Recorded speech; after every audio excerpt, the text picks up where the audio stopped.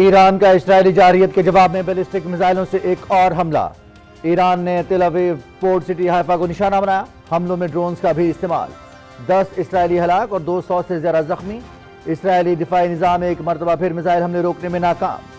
اسرائیل کے مختلف علاقوں میں خوف و ہراس اور افراتفری۔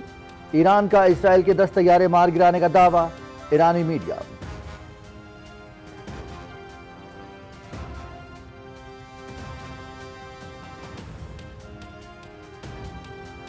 اسرائیل کا ایران پر کروز میزائلوں سے حملہ۔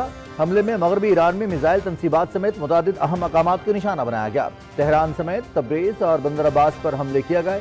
جنوبی شہر بوشہر میں 2 بڑے گیس فیلڈز پر بھی حملے۔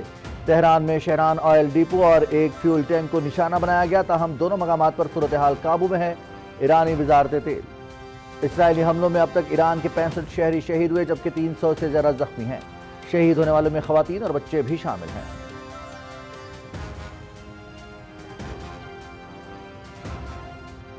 ایران نے امریکہ کے ساتھ جوہری مذاکرات کا چھٹا دور منسوخ کر دیا۔ اسرائیل کی جارحیت حملوں کے باعث مذاکرات بے معنی ہو گئے ہیں۔ ایرانی وزیر خارجہ عباس عراقچی۔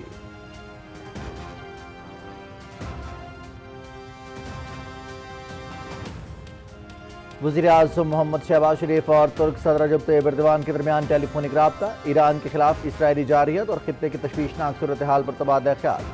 حملے ایران کی خود مختاری اور اقوام متحدہ کے چارٹر اور بین الاقوامی قوانین کے منافی ہیں۔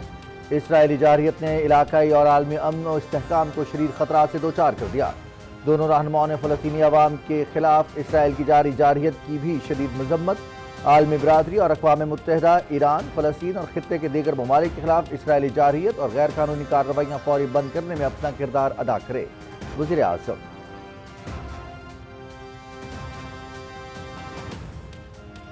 پاکستان کا بلا جواز اسرائیلی جارحیت پر حکومت ایران اور برادر عوام کے ساتھ مکمل اظہار یکجہتی۔ وزیر اعظم محمد شہباز شریف کا ایران کے صدر ڈاکٹر مسعود پزشکیان سے رابطہ۔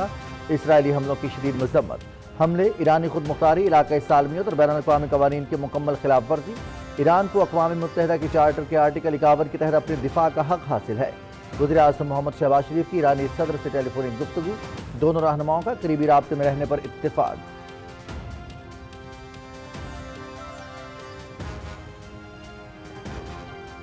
وزیر اعظم کا اسرائیلی حملوں میں قیمتی جانوں کے ضیاع پر ایرانی صدر سے اظہار تعزیت۔ سلامتی کونسل کے ہنگامی اجلاس میں پاکستان کی حمایت سے آگاہ کیا۔ اسرائیل کی اشتعال انگیزی اور مہم جو علاقائی اور عالمی امن و استحکام کے لیے سنگین خطرہ۔ فلسطینیوں کی نسل کشی کی شدید مذمت۔ عالمی برادری اور اقوام متحدہ اسرائیل کے جارحانہ رویے اور غیر قانونی اقدامات کے خاتمے کے لیے فوری اقدامات کرے۔ پاکستان خطے میں امن کے فروغ کے لیے پرعزم اپنا کردار ادا کرنے کے لیے تیار ہیں۔ وزیر اعظم محمد شہباز شریف۔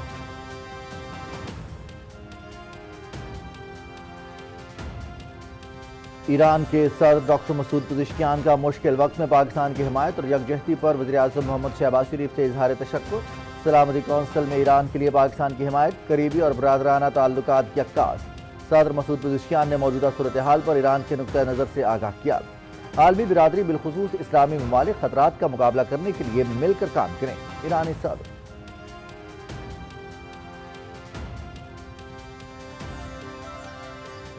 ایرانی صدر مسعود پزشکیان کی سعودی ولی عہد شہزادہ محمد بن سلمان کے ساتھ ٹیلی فون پر بات چیت۔ سعودی ولی عہد کی اسرائیلی جارحیت کی شدید مذمت۔ حملے ایران کی خود مختاری اور بین الاقوامی قوانین کی خلاف ورزی قرار۔ فرانسیسی صدر ایمانوئل میکرون کی بھی ایرانی صدر مسعود پزشکیان سے ٹیلی فونک بات چیت۔ خطے میں ممکن عدم استحکام پر تشویش کا اظہار۔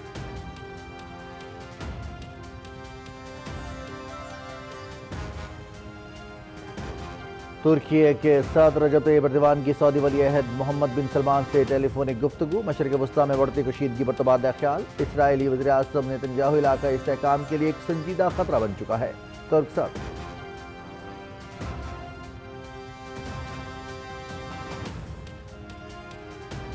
امریکی صدر ڈونلڈ ٹرمپ اور روسی صدر ولادیمیر پوٹن کے درمیان ٹیلی فونک رابطہ۔ ایران اسرائیل کشیدگی پر تبادلہ خیال۔ ایران اور اسرائیل کے درمیان ہر صورت جنگ بندی ہونی چاہیے۔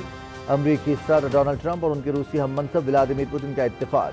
پوٹن کی ایران پر اسرائیلی حملوں کی مذمت۔ امریکہ ایران کے ساتھ جوہری مذاکرات دوبارہ شروع کرنے کا خواہاں ہے۔ Donald Trump.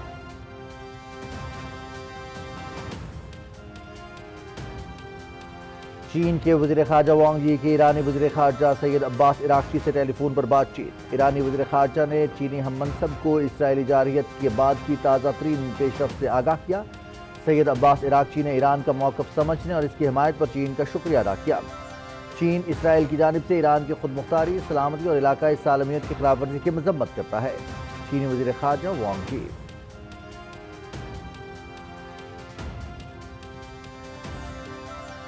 غزہ میں صہیونی بربریت تھم نہ سکی، اسرائیلی فائرنگ اور فضائی حملوں میں مزید 100 فلسطینی شہید۔ امدادی مرکز پر فائرنگ سے 15 افراد شہید۔